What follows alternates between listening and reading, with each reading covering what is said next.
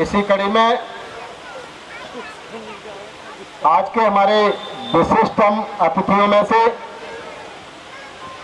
श्रीमती पुष्पा राजपूत से मैं निवेदन करूंगा कि सम्राट अशोक जयंती समारोह में उपस्थित सभी उपासक उपासिकाओं को कुछ दिशा निर्देश दें और हमें आगे बढ़ने की बुद्ध के चरणों में प्रणाम करते हुए मैं भारत के महान सम्राट अशोक की जयंती पर आप सभी को बधाई देती हूं और उनको शत शत नमन करती हूं।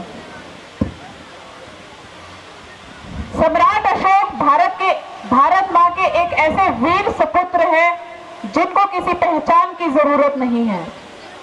आज देश का बच्चा बच्चा सम्राट अशोक के नाम से परिचित है। उनकी इस जयंती पर आप सभी को बहुत बहुत बधाई और शुभकामनाएं। सम्मानित मंच और इस कार्यक्रम से जुड़ी सभी संस्थाओं को और यहाँ पर उपस्थित सभी बच्चों, भाइयों, बहनों, माताओं और बुजुर्गों को मेरा प्रणाम। जैसा कि आप जानते हैं, हमारे देश में कई धर्म हैं, कई जातियां हैं, लेकिन आज हिंदुस्तान का बच्चा, आज हिंदुस्तान के लोग किसी जाति या धर्म में विश्वास ना करते भारत की एकता में विश्वास रखते हैं, वो भाईचारे में विश्वास रखते हैं और ये भारत को अखंडता देने वाला, भारत को एकजुट करने वाला सपना था हमारे देश के बहुत ही बड़े, जिनको कहते हैं राजनीतिज्ञ थे, बहुत पुराने आचार्य चाणक्य, जिनके बारे में आप सभी जानते हैं। उनका सपना था भारत को अखंड किया जाए, देश जो छोटे छोटे टुकड़ों में बटा हुआ है उसको एक किया जाए। उसी अपने सपने को आगे बढ़ाने के लिए उन्होंने महान मौर्य सम्राट चंद्रगुप्त को आगे बढ़ाया। उन्हीं चंद्रगुप्त के पौत्र हुए सम्राट अशोक, जिनको आगे जाके चक्रवर्ती अशोक सम्राट की उपाधि प्राप्त हुई। चक्रवर्ती का मतलब होता है सम्राटों के सम्राट, और वो वाकई में ही सम्राटों के सम्राट थे। बाल्यावस्था में उनका हृदय बहुत ही कोमल था और कोमल के साथ साथ वो निडर भी थे। उन्होंने कभी किसी से डरना नहीं सीखा, उन्होंने कभी किसी के आगे झुकना नहीं सीखा। बचपन में ही उनकी मुलाकात हुई आचार्य चाणक्य से। आचार्य चाणक्य ने उन्हें प्रेरित किया और उन्हें एक ऐसा सपना दिखाया जिसको पूरा करने के लिए उन्होंने अपना पूरा जीवन अर्पित कर दिया। एक ऐसा सपना जो बहुत ही कम लोग सोच सकते हैं, जो बहुत ही कम लोग जिसको अंजाम दे सकते हैं, वो छोटे छोटे टुकड़ों में बटे भारत को एक करने का सपना, भारत को अखंड का रूप देने का सपना। सम्राट अशोक ने अपनी जिंदगी की सभी लड़ाइयां लड़ते हुए, सभी मुश्किलों को पार करते हुए मौर्य वंश का नाम ऊंचा किया। और मैं समझती हूं कि मौर्य वंश को किसी के पहचान की जरूरत नहीं है। सम्राट अशोक स्वयं ही एक पहचान है मौर्य वंश के लिए। भाइयों बहनों, देश को किसी जाति में नहीं बांटना चाहिए, किसी धर्म में नहीं बांटना चाहिए। जिस चीज में देश का भला हो, जिस चीज से देश तरक्की करे, जिस चीज में इंसानियत नजर आए, हमें उसी चीज को आगे लेकर बढ़ना चाहिए, चाहे वो किसी भी धर्म का हो, किसी भी जाति का हो। जैसा कि मैंने कहा, मौर्य वंश को किसी पहचान की जरूरत नहीं है। यहां पर उपस्थित किसी भी बच्चे को, किसी भी बुजुर्ग को, माताओं को, बहनों को कभी ये नहीं सोचना चाहिए कि मैं इस धर्म का हूं, ये छोटा है, ये बड़ा है, मैं उस धर्म का हूं, वो बड़ा है। नहीं, सबसे पहले हम हिंदुस्तानी हैं। अगर हम ये सोच अपने अंदर लाएंगे तो हम फिर वही देश को बांटने का काम कर रहे हैं। हमें देश को बांटना नहीं है, देश को एकजुट रखना है। सम्राट अशोक के कहे पदचिन्हों पर चलकर, उनकी दी हुई सीख पर चलकर अपने देश में उनका नाम आगे करना है। आज देश को जरूरत है सम्राट अशोक के, आचार्य चाणक्य के कहे हुए उन शब्दों के, उस सोच के जिन्होंने भारत को एक किया। आज उन्हीं की वजह से हमारा देश एकता की सुई में पिरोया हुआ है।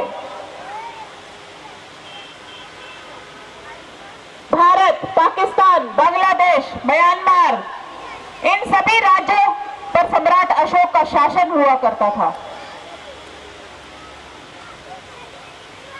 आप सभी जानते हैं बहुत ही शांति प्रिय थे सम्राट अशोक, लेकिन उनकी जिंदगी में परिस्थितियां कुछ ऐसी हुई कि उन्हें भी युद्ध करना पड़ा। कलिंग युद्ध के बारे में तो आप सभी जानते हैं। वो उनके जीवन काल का एक ऐसा युद्ध था जिनमें उनके जीवन की पूरी धारा ही बदल दी, उनका पूरा जीवन ही बदल दिया। उस युद्ध को जीतने के लिए उन्होंने हर प्रयास किया और वो युद्ध जीते भी, लेकिन किस कीमत पर? युद्ध मैदान में जब उन्होंने देखा कि वहां कम से कम 1 लाख लोगों की लाशों का अंबार लगा हुआ है, तो उनके मन में एक ऐसा भाव उत्पन्न हुआ जिन्होंने उनकी दिशा दशा सब बदल दी। उन्होंने सोचा कि मैंने इतना बड़ा युद्ध लड़ा है, क्या इस लाशों पर खड़ा होने के लिए? और तब उनके हृदय से आवाज आई कि नहीं, युद्ध किसी समस्या का समाधान नहीं है। हम शांति के रास्ते पर चलकर भी अपनी मंजिल हासिल कर सकते हैं। और भगवान बुद्ध के अपनाए हुए मार्ग पर चलने का उन्होंने रास्ता अपनाया। भगवान बुद्ध के मार्ग पर चलते हुए उन्होंने कई वर्षों तक बौद्ध धर्म का प्रचार किया और बौद्ध धर्म को आगे बढ़ाने का काम किया। आज हम सभी भारतवासी ऋणी है सम्राट अशोक के, जिन्होंने बौद्ध धर्म का प्रचार करके हम सब में एक ऐसा भाव जगाया है जो मानवता की ओर हमें बढ़ाता है। आप सभी को भी अपने बच्चों के अंदर, क्योंकि कहते हैं कि घर में बच्चे की शिक्षा हमेशा घर से प्रारंभ होती है, एक माँ से प्रारंभ होती है। माँ अपने बच्चे को शिक्षा देती है, वही बच्चा जाकर आगे अपने स्कूल में, कॉलेज में और समाज में उसके अनुसार चलता है। हम सभी अपने घरों में अपने बच्चों को भगवान बुद्ध के दिखाए मार्ग पर बच्चों को सिखाए, पढ़ाए और उन्हें शिक्षा दे, उन्हें ज्ञान दे, ताकि वो बच्चे समाज में आगे तो बढ़े ही, साथ में ही शांति के रास्ते पर भी चले। आज मैं बहुत शुक्रगुजार हूं कि इन संस्थाओं ने मुझे यहां पर आपके सामने अपने विचार रखने का मौका दिया, और मैं आशा करती हूं कि यहां से हम सिर्फ बैठकर ही नहीं, कुछ सीख कर भी जाएंगे, और वो सीख हम अपने घरों में, अपने बच्चों में, अपने समाज में बांटेंगे, क्योंकि बांटने से चीजें बढ़ती हैं, कम नहीं होती है। हम जो भी ज्ञान अर्जित करते हैं उसको अगर हम दूसरे में बांट दें तो वो एक से नहीं 10, 20, 50, 100 करोड़ों लोगों में जाकर वो ज्ञान बढ़ता है। आप सभी का बहुत बहुत धन्यवाद, और फिर से आप सभी को बहुत बहुत शुभकामनाएं सम्राट अशोक की जयंती पर, और आशा करती हूँ आने वाले वर्षों में भी हम इससे भी ज्यादा धूमधाम से सम्राट अशोक की जयंती मनाएंगे। नमो बुद्धाय, जय हिंद, जय भारत।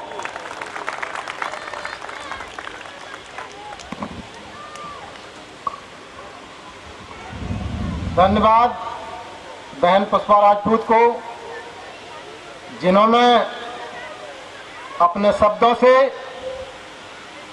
हमें सिंचित कर दिया और साथ ही बता दिया जो भरा नहीं है भावों से जो भरा नहीं है भावों से, बहती जिसमें रसधार नहीं, वह हृदय नहीं, वह पत्थर है जिसमें स्वदेश का प्यार नहीं। बंधुओं, बहुत थोड़े शब्दों में सम्राट अशोक जयंती के बारे में उन्होंने गागर में सागर भर दिया और ये बता दिया, जब उन्होंने 1 लाख खून से लथपथ लातों को देखा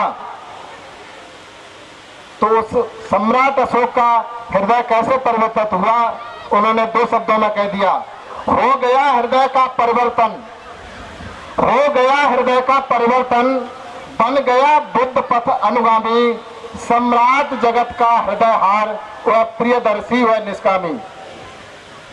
इन्होंने पुष्पा राजपूत जी ने बहुत ही छोटे शब्दों में, बहुत ही छोटे शब्दों में ये बता दिया कि सार क्या, सार गर्भित शब्दों में बहुत अच्छा स्पीच दिया है।